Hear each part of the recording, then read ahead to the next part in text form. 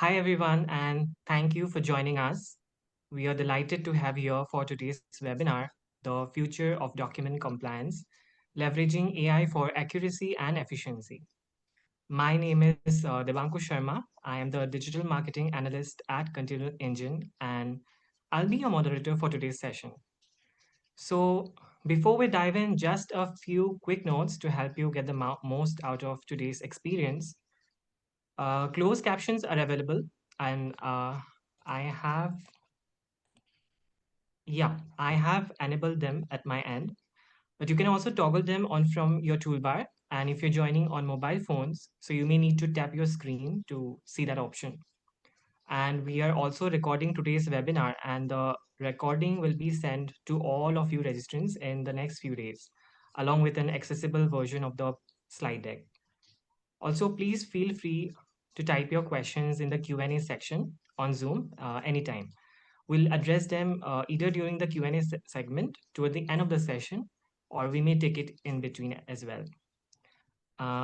Also, if you have more specific or any detailed questions, we'll also share our contact information, so you can reach out to us directly, and we'd be happy to connect and walk you through anything of interest. Also, if we don't get to all questions due to interest of time, maybe we'll follow up with an FAQ document so that no one misses out on the answers. And so, with that, I'm pleased to hand things over to our host, Kristen, who will lead today's discussion. Over to you, Kristen. Thank you, Debanco. Good day, good morning, good afternoon. We are excited to have the opportunity to have a thoughtful conversation today. During today's session, we will be exploring how intelligent document remediation is reshaping accessibility, shifting from traditional efforts to AI-driven approaches. We'll also be covering core elements and showcasing the business benefits of accessible PDFs. So let's meet our panel. First off, my name is Kristen Yokota. I am currently the AVP here at Continual Engine, the creators of PrEP.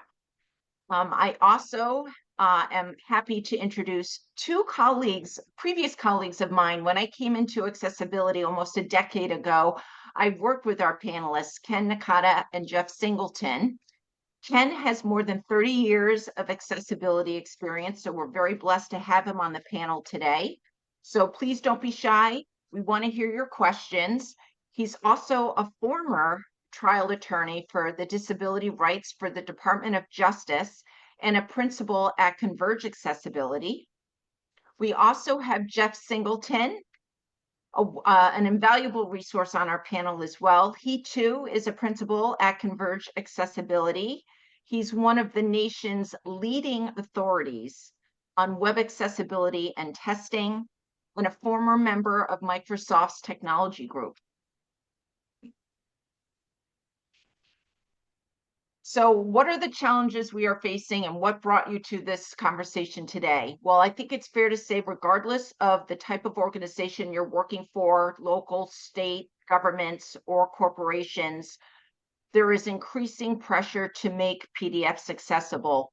The challenge is, how are you able to do this at scale with limited budgets and resources? So what are the most common challenges you folks are facing on a daily basis?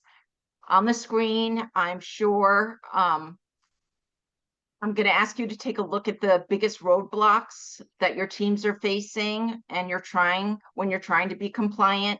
Chances are they're on this list. You may have a few anomalies that are not on this list. So Jeff, I'm going to ask you, as our senior QA tester and remediator, how do you see AI helping tackle these commonly found issues?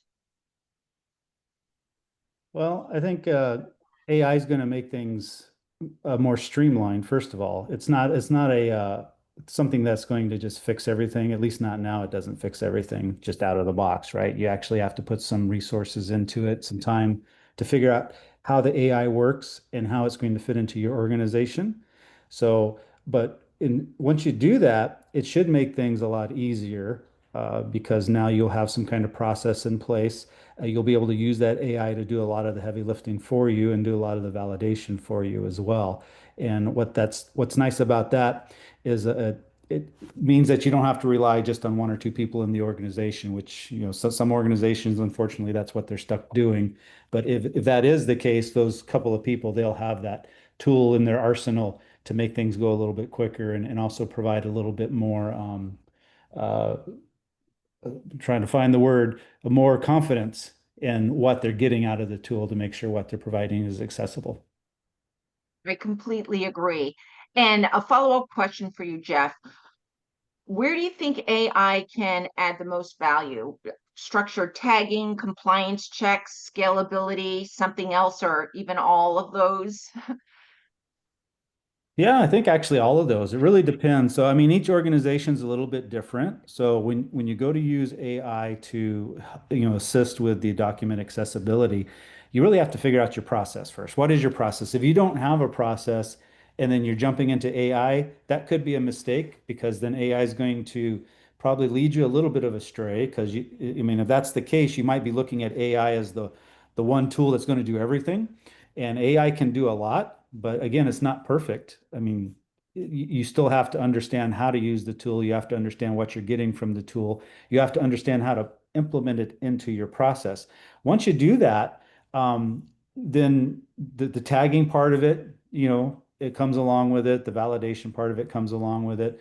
And the reason I say you have to know the process is because if you're going to be working on creating accessible documents from your source document initially, then you have to know how to use your AI tool properly to support that, as opposed to just throwing, say, you create a PDF and you throw it to the tool, because some tools will just strip out all the tagging. So you're basically starting from scratch anyways. And that's not always the best way to approach it, because you do want to empower those people in your organization that are creating documents so that they're at least so at least they're using the tools to create those documents in the most accessible way possible. Because if you do that, then you're starting with something that's fairly accessible, and then that AI tool, you can actually use that with a lot more confidence to make sure that you're doing those checks and fixing the few things that need to be checked. If you're in a much smaller organization where you don't have that ability and you need to make sure that the tool is doing all the work, then you can save yourself from some time by maybe not even trying to create that accessible document in the first place, and knowing that the tool is going to strip everything out. You still need to know how to structure those documents so that they can be made accessible in the tool. But I guess what I'm trying to really say is there's a lot of variables there, but there's a lot of benefits, but it really comes down to how you intend to use that within your organization. Thank you, Jeff. And Ken, I know you work with a lot of clients to help formulate a successful process or workflow. Do you think you could give the audience just a quick overview of some things that maybe they should keep in mind that are repeatable, measurable, and can drive success? Because I think a lot of people get overwhelmed, especially municipalities that have hundreds of thousands of documents, corporate America that have millions. Can you give a few little anecdotal examples that they could reflect on? Yeah, so when it comes to your existing document, I think the world is divided into your existing documents and your new documents. For your existing documents, it's really a question of what documents need to be made accessible. I think most organizations have hundreds of thousands of documents, but realistically, not very many of them have to be accessible. So it's a matter of understanding what the law requires, understanding where their biggest risks are, and then prioritizing it that way. In terms of your new documents, though, I think that most organizations don't pay nearly enough attention to figuring out what the process should be for new documents. There, it comes down to a couple of things. It comes down to what the law requires, of course, but there are some areas where the law may not require you to make a specific document accessible, but you may want to anyways, because overall, it's going to save you more time and effort and later on down the road. And I'm thinking just particularly around templated documents. Um, it's most organizations don't think, oh gosh, if I don't, if I if I make this document accessible once as a template, then every document that comes afterwards can be will easily inherit that accessibility. They say they don't think that. They think, oh, it falls under an exception, potentially under the ADA rule for individualized password protected documents. Um, that I think is a mistake because ultimately you're going to end up paying, 5 times as much down the road in terms of time and effort in providing reasonable accommodations in order to get to that document. At the same time, on the other hand, organizations also have to take into consideration what their risk appetite is, risk tolerance is, I should say. There are some documents that may be required to be made accessible, but the risk is realistically so low that they shouldn't even they shouldn't waste the time and effort, quite frankly, So because with it's that example, would that be an exception? Meaning if somebody wants that document, you provide them a resource that says, if you're interested in getting an accessible version, that's the accommodation part of it, Ken? Yeah, I think so. So an example of that might be like if a attorney for a city is sending out a draft settlement agreement to opposing counsel, and they're doing it in Teams, so on the web, and so it's generating a PDF that they're sending a link to. Does that document? I mean, technically, that document is a web-based document. It is. You're sending it out to a member of the public, but opposing counsel is the only person who's going to ever see it because it's only a draft, and you know that the opposing counsel doesn't have a disability. The risk in that case is exceptionally low that anything's going to happen, and it would slow down the workflow. It would slow down. Litigation happens quickly, so attorneys want to be able to get at documents very quickly. Um, in that case, I'd say, probably the organization has a pretty good reason not to make that document accessible. Um, so it all comes down to I mean, there are lots of considerations, and I think it where organizations need to be mature about it is that they need to create a well understood process that everybody can agree to. So that means bringing in counsel, bringing in your ADA coordinator, bringing in your IT professionals, bringing in your comms people, and saying, okay, what is the process that we're going to go through for new documents? And the second step to that, which I overlooked when I first started doing this, was okay, now we've got this really complicated process, but we can't expect that everybody will understand that. So it ends up being a multi-level process. Here's the message that goes out to everybody else, everybody in our organization. These documents have to be considered for accessibility, and then they send it to a team that has a much more detailed process. The thing about having that kind of process ahead of time is it prevents these last-minute bottlenecks. So that, if suddenly somebody's thinking, I'm sending out this document, do I have to make it accessible? Oh, I don't know. Let's get the ADA people involved. Let's get the comms people involved. And it ends up being this big bottleneck at the end of the process. That shouldn't happen. You should have your processes documented ahead of time, and then you just follow the process. And then if the process creates a bottleneck or the process isn't as efficient as it should be, well, re-examine the process. That's part of, people talk about capability maturity models all the time. And ultimately that's what we want to get to. And really, when it comes down to the SEI CMM model is based upon this idea that you want to just create processes that are ultimately able to be optimized. And the way in which you optimize a process, like this process I'm talking about, is you put it on paper, you get everybody to follow it, you find all the things that are wrong with it, and then you change the process, you optimize it. And that's So ultimately there's how you create multiple assured processes. like iterations. So you start, Mhm. you deploy it, and it's a work in progress, if you will. It's Yeah, fair it's to say. constantly a work in progress. That's exactly right, because new technologies, new opportunities are going to become available in the PDF market. There are things that you're probably going to change the process as the technology matures too. Well said, Ken, and thank you for that insight. Again, we're taking questions, so at any time, feel free to enter them in the chat. What we're going to do next is dive into how AI can be embraced and to help fast track accessibility efforts and to ultimately provide a fair and equitable digital experience to everyone. So let's dive in a little bit deeper and explore that a little bit farther. So obviously, we are at a turning point, paradigm shift, if you will, in regards to PDF accessibility. It has changed substantially over the last several years. Just for some hindsight into Continual Engine, we came into this market almost a decade ago, and at our core, we embraced AI. So organizations now use intelligent PDF remediation solutions rather than labor-intensive manual processes because they heard about it, word is getting out, knowledge is power.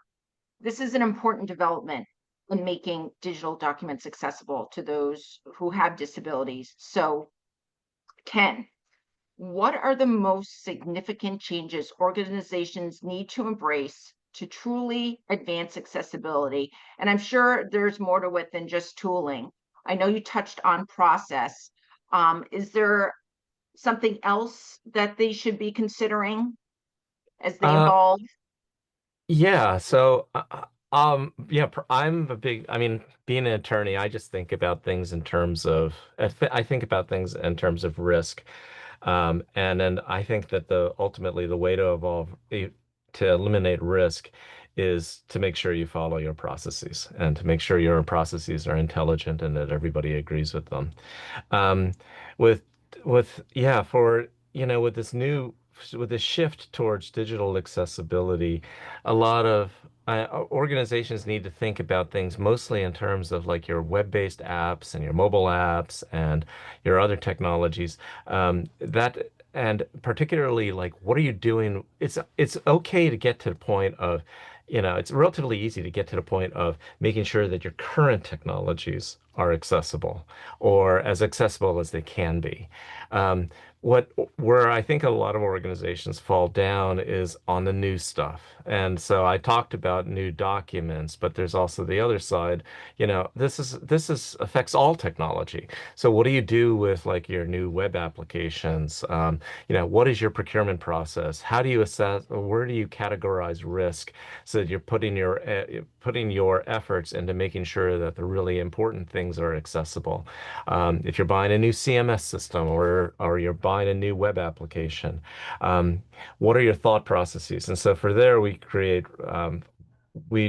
establish a basic risk matrix, and then associate it with each risk category. What is the testing criteria? What are who keeps the documentation? What level of documentation and all of that? So it's all well established.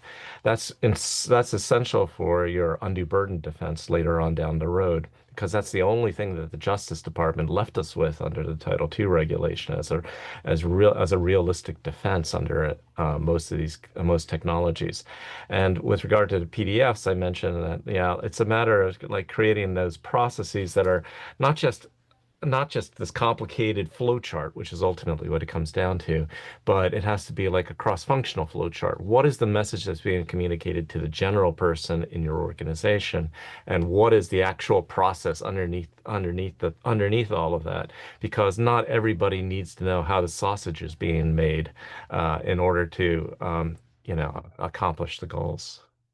Well said. And Jeff, I'm going to ask you a question in a second. One thing that I'm noticing is with PDF remediation, the integration with AI to their core systems, like their document repositories, which adds tremendous value because I think one of the biggest challenges is how do you manage this huge amount of data and documents over time? How are you going to manage those that have been remediated in an archive state and ready to be published onto the web once they're remediated? So I'm definitely seeing a variable trending of these organizations seeing the value of PDF automation, collaborating with their document repositories, either that be, Civic Plus or whatever system you have.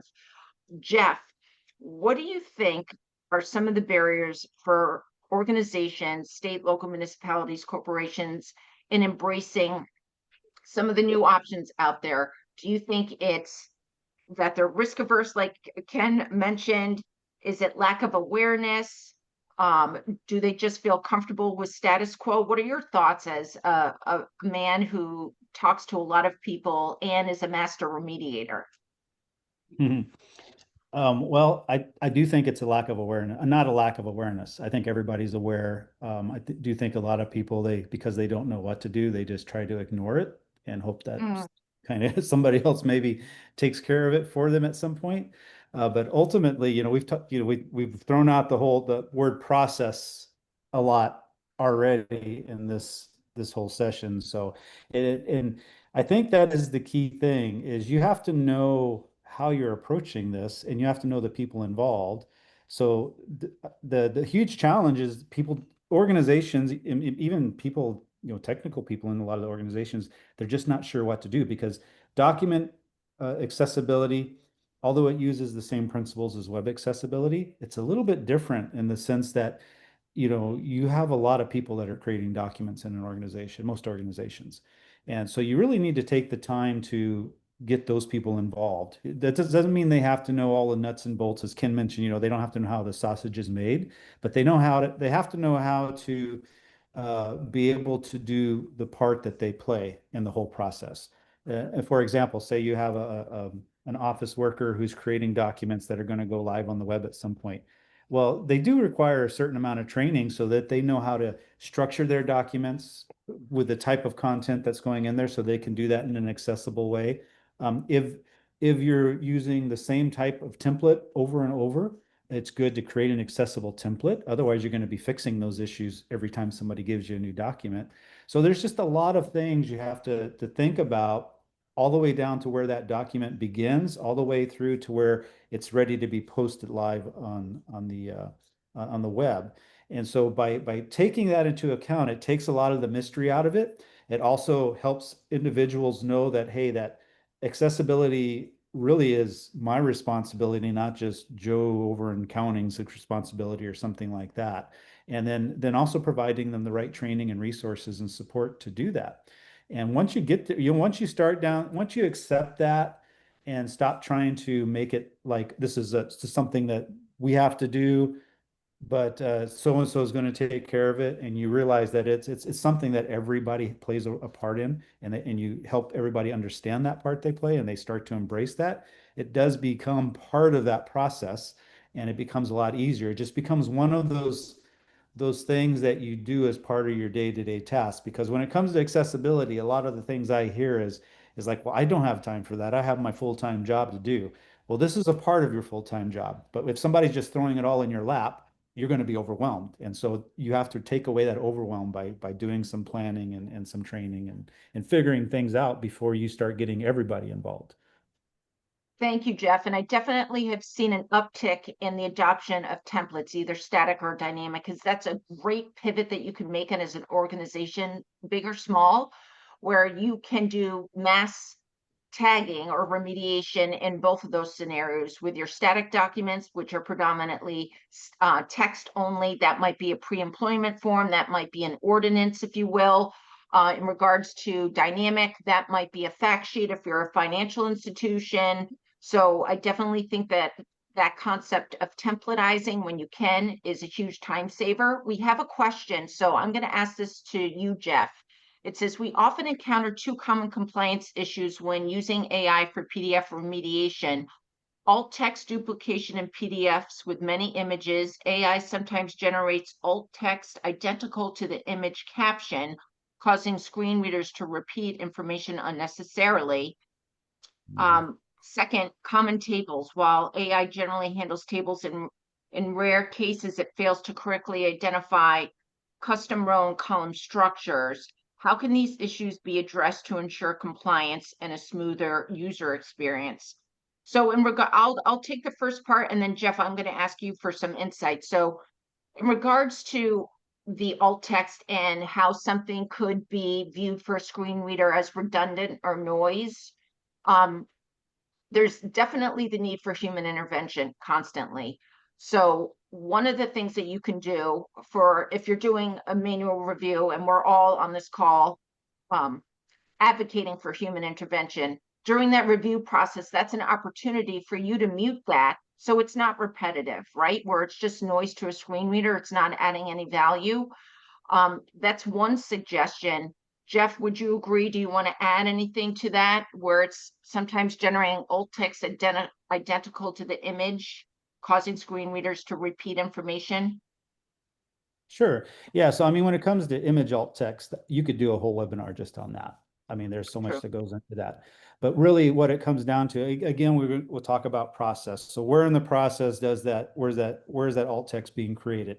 If somebody's creating a document and they're adding images to that document, then that document creator, there's a reason he's adding that image. And that's probably, in that case, that's the person who should really decide what that alt text is going to be.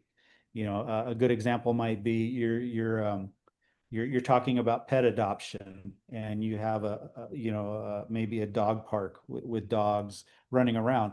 There's a lot of different ways you could describe that image, but what's the purpose of that image? Is it purely decorative? Is there something in that image that you're trying to convey that's not conveyed in the body of the text? You know, so you have to take all these things into account and then come up with the appropriate alt text. If you're just relying on AI to create the alt text for the image, you're going to get those duplicates. You're also going to get alt text that is going to maybe describe that image in a way that could be accurate for the image, but doesn't even support what the context of the document is. And that's why human intervention is always there. So if you're going to use AI to generate the alt text, either prompt that AI for what it is you're looking, why you're using that image, so you get the right alt text, or at least have somebody go in and verify what the alt text that was generated based on the context, to know whether it should be decorative, whether it should be just mentioned in passing, or whether you should have a really detailed description. And unfortunately, that's one of those things that AI, you just can't rely on AI to do it. But using AI to generate the alt text makes it a lot faster, but you still have to verify it. So that's not an easy one. I mean, that's a mistake I see a lot of folks making when they start bringing in our AIs, because, oh, AI makes it, right? But is it appropriate for the situation? I think the question went away, but there was another, if I remember what it was, it talked about tables. And I know there's variations of tables, especially complex ones can be super hard, even with AI, even with our engine, which is super robust. If you're encountering a complex table, I definitely feel that the ability to verify the table tagging with the opportunity to, let's say, have a screen reader preview that side by side so you can verify it, because as to a sighted user, it may look foundationally sound, but when you pull back the onion and you engage screen or assistive technology, you can see that maybe the columns are a 3-column structure where it's supposed to be a 1. So when the screen reader engages with it, that's a problem. Would you agree too? Because tables are the bane of everyone's existence. Jeff? When it comes to using a screen reader to validate your tables, unless you've been trained in how to use that screen reader to actually validate a table, I would say do not go down that path, because that could be very confusing for some folks who don't really use screen readers on a daily basis, and they're only having to use it occasionally. You know, that's kind of unfair to ask them to do that, in my opinion. If you have somebody that's already familiar with a screen reader and knows how to use that, that's great. That's a great quick way to check it. But it's not something I would say you got to do this. What I would look at is, you know, like say you take a Word document and you add a table in there and you export it. Most of the time, if not every time, that those headings don't get ported over to a PDF, especially if you're using Acrobat, right? To do that, if for some reason it doesn't take it. But there are other tools out there that if you're using a template and you've structured that template properly and you're using the same layout for these tables, you can and you've tested it, you can pretty much be very confident that it's going to have those headers, you know, for the rows and columns every time. But then the other aspect of that does come back to training again. So if you're constantly using really complex tables, you have to take into account the fact, okay, well, does this really need to be a complex table? Because it is going to take me a lot more time to remediate it after the fact, or somebody, right? AI is going to have difficulty with that most of the time because it's a complex table. And if you don't know what a complex table is, that's where you've combined multiple data sets in the same table, and you have cells that are merged and things like that. So it's hard to line everything up because you think of a table as rows and columns, right? So if you can use a simple data table, even if that means you have to take a single table and break it into 3 data sets, right? If you can use that simple data table, that's going to make the remediation so much quicker and so much easier for folks.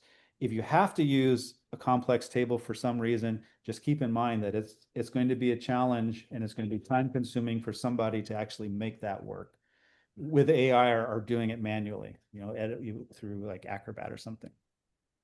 Well, one of the things that I think worth noting is we offer a unique feature, a screen reader preview that is presented for every page once it's remediated. So we have something that might be useful to the community that's on this call that might be worth exploring to address not being proficient with JAWS, because we know you need a PhD. This might be a nice alternative for you to do the accommodation factor for assistive technologies and screen readers. But let's move on. The conversation's been going great. Thank you so much, Jeff and Kristen, Ken. so I'm interrupting between. So there's a follow-up question from the person who has asked the initial questions. So he's saying, WCAG 3.0 expands accessibility to cover a wider range of disabilities like visual, auditory, physical, speech, and cognitive, as well as newer technologies like virtual and augmented reality. How is AI helping to address these areas? So do you want to take this? Did you say WCAG 3.0? Yep. Yes. Yes, Jeff. Okay. My understanding is WCAG 3.0 is still a ways that way. And so I wouldn't be too concerned about 3.0 just yet because of that, because what organizations are being required to do right now is really WCAG either 2.1, well, it's 2.1, but we recommend going for 2.2 because it's not that much more to get there for 2.2. But if you start focusing on 3.0 now, most likely when that is finalized, it's probably going to be a completely different set of standards from what you see right now compared to what you see when it's released. And it also has a little bit different of a goal in as far as how you claim conformance with WCAG. So I would say don't worry about 3.0 just yet, because we still have years to go on that one. I'd be surprised if they come out within the next 2 or 3 years for sure. I would totally be floored on that. Yeah, with regard to 3.0, it would be a total sea change when it comes to accessibility because it's not going to be consistent with the same structure that we've got in the 2.x series. So, 2.2 is backward compatible to 2.1, and 2.1 is backward compatible to 2.0. 3.0 is going to be completely different from that. All the numbering and everything is going to be different. So the advice is don't get ahead of yourself. But as My my advice is to stick to the 2.x series, whether it's 2.1, 2.2, 2.0, stick with that because ultimately the 3.0 series, yeah, it's going to include augmented reality and VR and all those new technologies. True. But the techniques that we've got from the 2.1 or 2.2 or all those techniques that we've been mastering for the last 2 decades, they're not going to go away. They're all still going to be relevant. It's just that they're going to get shuffled into this whole new structure.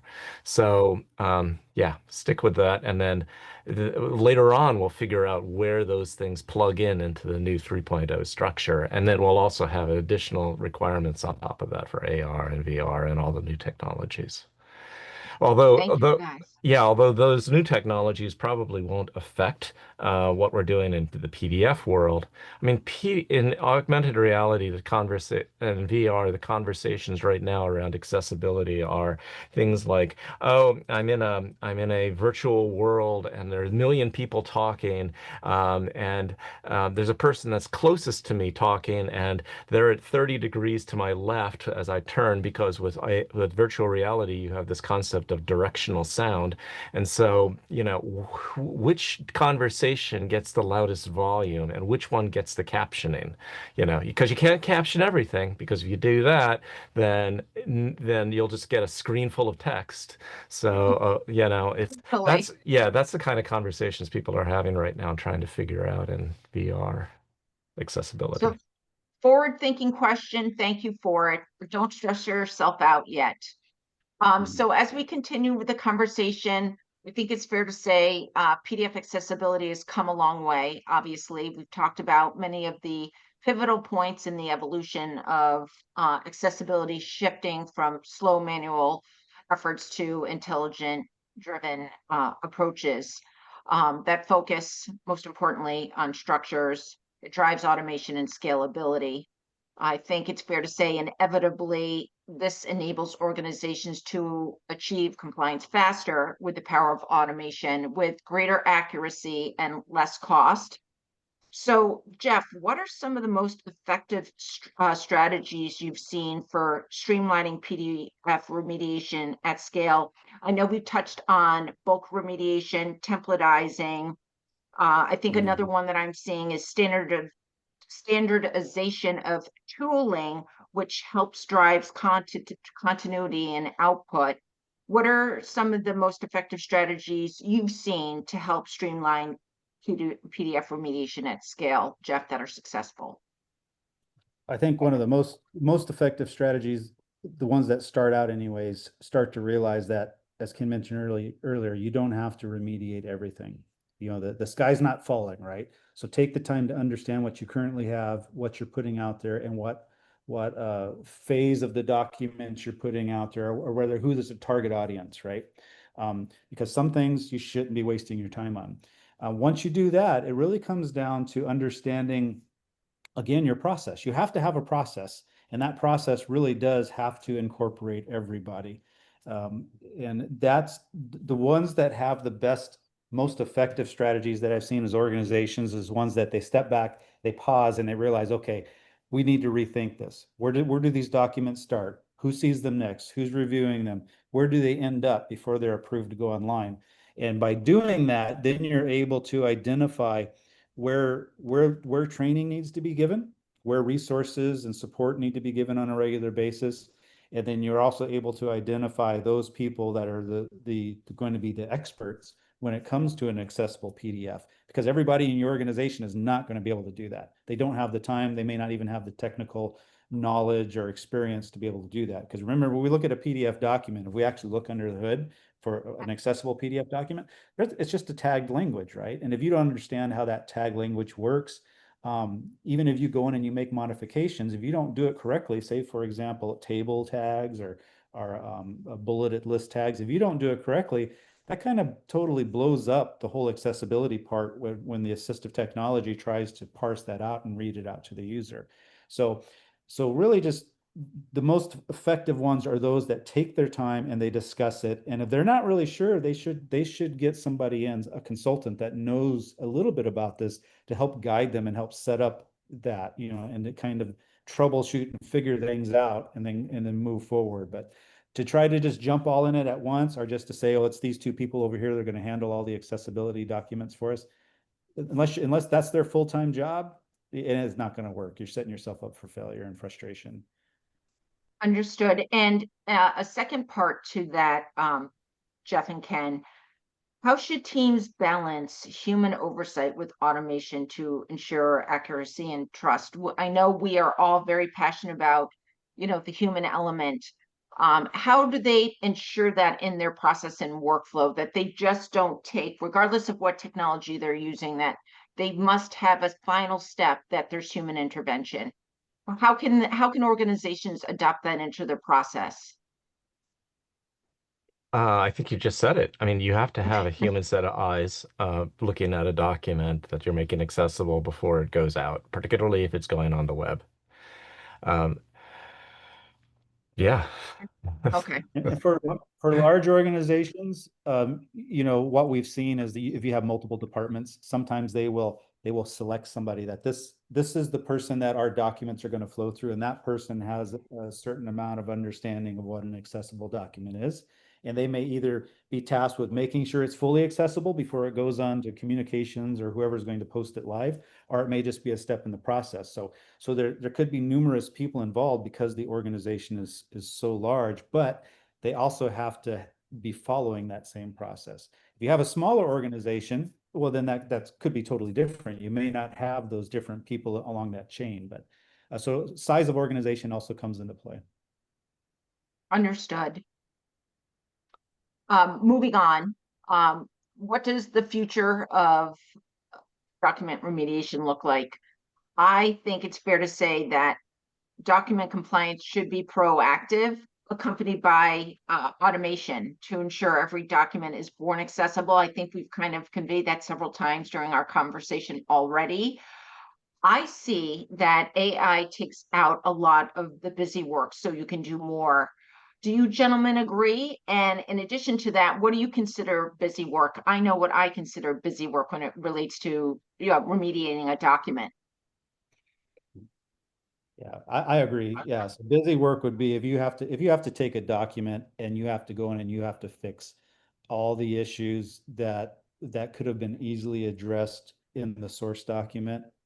But you're having to address that because either somebody has failed to follow the process or they haven't been giving the right training and the right type of templates or guidance to follow.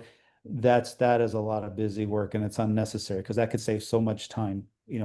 Just giving you a document that's as clean as possible already, then going in and addressing it. That is huge, as far as what you need to be successful.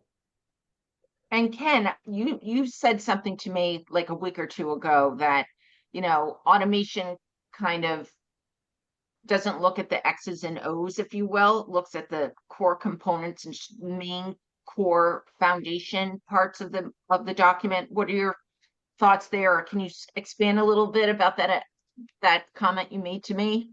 I'm not sure about that comment that I made to you, but I'll give you my perspective on this anyways. The thing about automation and AI is that, it's not a static thing. And I think that the things that I'm excited about with AI are the advances in how it's going to improve, first of all, like nested tables, for instance. That's obviously going to improve as time goes on. And it's just a matter of the models that we're using maturing. Another thing that I'm excited about is, that ultimately, when you use AI, you can make things more user-centric. And this may not relate to making a static PDF accessible, but it does for other things. So, for instance, if I'm looking at alt text on an image on a web page, you know, alt text, as Jeff said, is an art. It all depends on, like whether that image is decorative. Is it really decorative? People argue about whether images are decorative or not. If it's an image that's blends in with the theme of a web page, or if it's and then or if it's a data driven image such as a Wow. pie chart or a line graph or something, a bar graph. Um, People want different things out of that graph. Some person would just want an overview. Some people would want to drill down into the actual what the numbers are and things like that. And so, I was talking to somebody else recently and said, ultimately what AI can provide us is what this concept of malleable alt text. So if you get this relatively static image at first, and then if you want to drill down into it, sure, drill down into it. And so I think that that's ultimately going to be an evolution into web standards once AI gets that smart. The other thing I'm excited about is, these models are becoming smaller. And so more portable, more specialized. And so as that happens, the technology is going to become, eventually something that you're going to be able to do on an iPad without an internet connection, which would be awesome. Because then it just makes it much faster to create PDFs accessibly. So it only gets better from here. And I can say some of the biggest challenges that I see in a variety of different types of companies, like for municipalities, they have these maps, geographical maps. I was speaking to a client and it took her 4 hours just to do a map of a geographical area because she had to really think in iterations of thought, what is the most important things I should be conveying to a screen reader user? So it's not just one, it's a journey. It's like, okay, this, oh, and then what about that? Where the value of AI is you can give it direction, like you said, it's getting smarter. You can say, give it a generic description limited to 300 to 500 characters. Then you can do another iteration from there. Another thing that is being well received in the industry is the ability for alt text to be generated with back-end data, like a financial graph or a financial institution. If they want to see how a particular mutual fund has performed over a period of time, if they have the back-end data, you just feed that to the AI and it can get even more specific. And then from there, you can either dumb it down so it just gives an overview, like you said, Ken, and then create a hyperlink for a more detailed alt text description if that resonates with your client or customer. So I think there's a lot of evolution, ebb and flow. And to your point, it's only getting better, it's only getting smarter. Ken, I know you're going to love this question. Why is taking a proactive approach more effective than waiting for an issue to arise? Because I think a lot of the people that we talk to, they are still in this reactive state. It's very hard for them to make this pivot to proactive. So why is it so important for people to make this transition internally? Well, first let me answer the question of why people are reluctant to do it. Um, the reason people are reluctant to think about these things ahead of time is that, we're always putting out fires. We have one fire drill after another. But, you have the same fire drill more than once. That probably tells you that you should probably be setting up a process, because that second fire drill never had to happen. So it's really important for organizations to create those processes so that this doesn't become a bottleneck. Yeah, it's a bit more effort up front. It's not that much effort. It's just a bit of effort. And it does require bringing people from different parts of your organization to come together to figure out what the most efficient way of doing things is. Yeah, that's a bit of a pain in the neck to, think about creating a steering committee, or, bringing up, your comms people together with your IT people and your accessibility people, and your legal counsel. Putting all those people in the same room and getting a meeting for them all together is a little bit awkward, but it's absolutely essential to do. Fruitful. Yeah, it's absolutely essential to do, because you don't want to do the same fire drill more than once, and organizations are doing this fire drill just all the time. And um, Ken, isn't it fair to say we've seen this evolution from when you and Jeff and I crossed paths a decade ago with web accessibility, where people are creating so much web content? In the course of 10 years since I've been in this industry, I've seen the evolution of organizations creating component libraries. We can do the same with documents.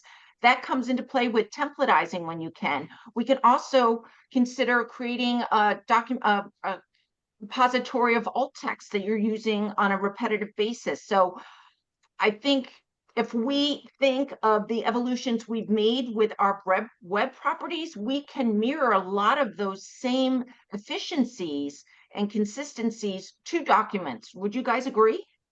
Absolutely. Yeah. Yeah. We need to be more efficient and think more strategically when it comes to document and web accessibility. And, that's basically, we have a certain amount of we have a lot of technical expertise, at Converge, but, I mean, our bread and butter these days is really just helping organizations just sit down and map out those processes. Because this is slightly different for every organization. Every organization has a different risk tolerance. We can start with a basic overview model of, here's a model process. Here you go. Now let's modify it based on your organization, because it's going to change. Exactly. Taking And the remember, everyone on this call, accessibility is a journey. It's not a destination. So Jeff, what were you going to say? I was just going to say, moving to that proactive approach also reduces your risk a lot quicker. And that's usually the big concern. So if you're having Hmm. trouble convincing the different departments in your organization, well, explain to your legal department, this is going to reduce our risk, and that you're going to get their backing pretty quick, I would think. Yep. Well Hey, said. Well said. Jeff, I'm the one that's supposed to say that. I'm the lawyer. You're the technical guy. I've heard you say it a lot, so I'm just Okay. You're well trained, right, Jeff? So let's spend a few minutes discussing how AI driven approaches delivers faster compliance with accessibility standards. I think this slide calls out a lot of key benefits, yet let's get into the legal requirements a little bit, Ken, because we know you love to spew legal speak. So due to the accessibility requirements in the US, EU, and Canada, they all differ significantly. Where do you see organizations struggling to keep up? Well, it really shouldn't be that they should have trouble keeping up because on a technical, well, sure, all the legal requirements are slightly different, actually dramatically different in terms of who's liable and when they're liable and things like that in the US and Canada and the EU. But ultimately, at a technical level, they all reduce to the same thing. They all reduce to WCAG 2.1. Um, and so I would say, organizations should shoot for WCAG 2.2. If you don't want, if you can't get buy-in for 2.2, shoot for 2.1. But know that, eventually everybody's going to move to 2.2, and 2.1 currently is, the lingua franca, if you will. It's the common language that every one of these laws use at a technical level. Okay. And from a legal and a business perspective standpoint, what's the biggest risk of not addressing document accessibility now? Like we all see laggers, right? It'll Mhm. come. We'll do it next year. We'll get to it. Like, Well, okay, so document accessibility in particular, because it tends to change, documents tend to change less than web pages. So if you're just addressing your web pages, you could say, well, I don't really want to do it now until I get sued because, if I change a web page now, that web page may get outdated anyways, and I'll be changing the content anyways by the time I get sued. So maybe I'll delay a bit. Documents tend to be a bit more static. And so if you're creating a document today, you really should be thinking about accessibility because you can be sued today for it. And, the more content that you're building up is the more content that you build up that's inaccessible today means the more content you're going to have to go through twice the effort tomorrow in order to remediate. So, it really does pay for you to be thinking about this now. And if you're a state and local government in particular, then you really have to be thinking about everything that should be going on your website today should be accessible because, April 2026 is coming around fast and that's your deadline. And, you're just opening yourself up to litigation if you're a state or local government posting PDFs now that are inaccessible.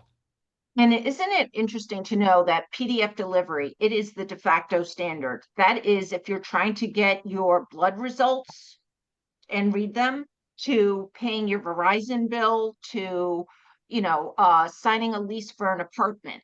So PDFs for the long term are here to stay. And if this is, and obviously, I think I mentioned this a few months back in a previous webinar, over 4 trillion PDFs are generated a year globally. That's just increasing because we're constantly communicating, we're constantly creating more documents for our end users, our customers, our prospects, our employees to engage with. So it really makes sense for them to look at it as a core delivery mechanism of their organization and their mouthpiece of their brand, of their community, correct?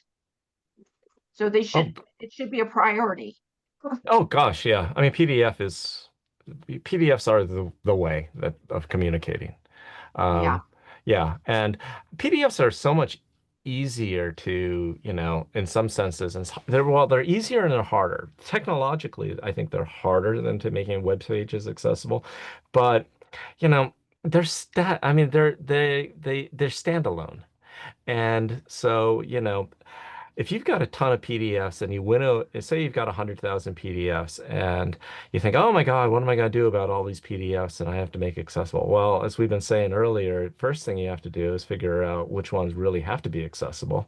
And that's really coming down to, understanding what the legal requirements are and and figuring out which ones actually have to be made accessible. Chances are, if you've got 100,000, probably only about 10,000 have to be made accessible. It's just my guess. It's just my And observation. And And it's about Ken, with one out that of being 10. said, they should be looking at their webmaster data, meaning what are the most popularly clicked on or engaged with documents? That's another thing that they should consider as well, is if they have high traffic documents, that should be prioritized over something that was produced, 2 years ago, correct? So they should use the Um, analytics that they have to that should also help. Yeah, that should be a factor, but that's not the only factor. I mean, you could have a very a highly trafficked document, but it's still not relevant to a current program or service. So, like if it's not related if for Title III under the ADA, if it's not related to the goods and services that you're currently offering, then that's not I don't consider that to be in the same, it's not something that has to be absolutely made accessible. If you're talking about Title II under the ADA, state and local governments, if it's not related to a current program, service, or activity of your state and local government, then it's basically it's fluff on the internet. It's not essential that you make that document accessible. And so the only people who know that are in a state or local government, for instance, your departments in that own that document. And so, yeah, unfortunately, this is one of the reasons why state and local governments in particular have these huge document repositories. Is one, they're pack rats, and two, that it takes some time to actually go through the website and figure out which ones are relevant. And so yeah, it is you can use automation, but it's also a human exercise. You got to We evaluate have a, the risk, right? Yep. what was that, Jeff? You have to evaluate the risk. Yes, Yes. exactly. And we're coming up on a close. I see we have another question, but I'm just want to just share this as a best practice before the 4 minutes are up, and we'll address the question that just came in the chat. So let's look at some of the best practices and proven approaches that organizations have adopted over the last several years. I think some of these we've talked about today. There might be some in addition to that, but I did want to leave this up just to drive food for thought. So I am going to look at the question that was just received. It says, if you are working on accessibility and have been, but by April 26th, not everything on your website or all of your priority documents are accessible. However, you are still working on accessibility, but things are not happening quick enough. How does the law see that? So I think it's showing goodwill, right? You need to show, God forbid litigation occurs, you need to prove to that entity that you have a process, you've engaged in technology, that you're showing good faith effort. Is that fair to say, Jeff, based on this? I'm probably not the person to answer Or that, Ken? but I would think it would come down to effective Sorry. communication, which Ken can tell you all about. Thanks, Jeff. Yeah, actually, the Justice Department regulation actually foresaw that exact question. In the preamble that's associated with the regulation, they talk about a small town, for instance, that has thousands of documents that have to be made accessible. Making them all accessible at once may constitute an undue burden. But undue burden is historically one of those things that, one of those legal defenses that nobody wants to go into because it was seen as such a really high burden. You really still have to document it. So that means if you're starting to work on your PDFs, give an estimate as to how much it's going to cost to actually fix all those documents and why that doesn't fit into your budget. And then say, okay, so we phase it out into different steps. Then you still have to make sure to paper it, if you will. You still have to show that, like, this is the determination we came to, and and our leadership has approved the fact that this is an undue burden. And if you'd like to talk about how to do that, I would be more than happy to chat with you afterwards. But you do have to do some good. It's not. Krista mentioned it in the context of, you have to demonstrate a good faith effort. Yeah, that's exactly right, but that's not the legal term. You have to demonstrate an undue burden. So I'm putting up their contact information. So for the person that asked that question, if you want to schedule time with Ken or Jeff on that topic, feel free to do so. We have 1 minute left. I'm going to try to get to this question. I've often come across situations where downloaded documents are not accessible. not accessible. While the corresponding web versions are fully accessible, when we raise concerns about the inaccessibility of the documents, the response is often that an accessible web version already exists and therefore making the documents accessible is not prioritized. Whoa. How can you effectively demonstrate the impact and importance of ensuring accessibility in these downloadable formats as well? Wow. Ken. Yeah, so actually I've thought about this issue because there's a company that that does this basically. And the argument is that it's a well, the one argument that I've heard is that it's a conforming alternate version under the Title II regulation and under WCAG.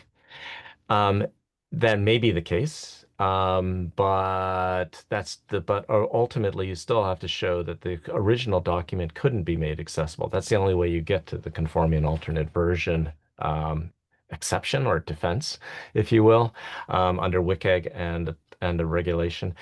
Ultimately, that PDF has to be accessible. If you're posting it on the web, that thing has to be accessible. And the fact that the organization the organization can rely on the fact that there's an HTML version in order to provide effective communication, which Jeff mentioned earlier. But you don't get to go there until you've shown that PDF couldn't be made accessible. So Ashish, I think you should reach out to Ken and Jeff. That was really good insight, Ken, on how that does not meet the requirement. So we've gone over a minute. I want to thank everyone for attending. Great participation. Thank you, Ken and Jeff, as always, for your guidance and all of your experience. And we hope you have a great rest of your day, everyone. Cheers. Yeah, thanks. Bye. Thanks, Kristen. Yeah, thank you. Bye. Thanks, everyone.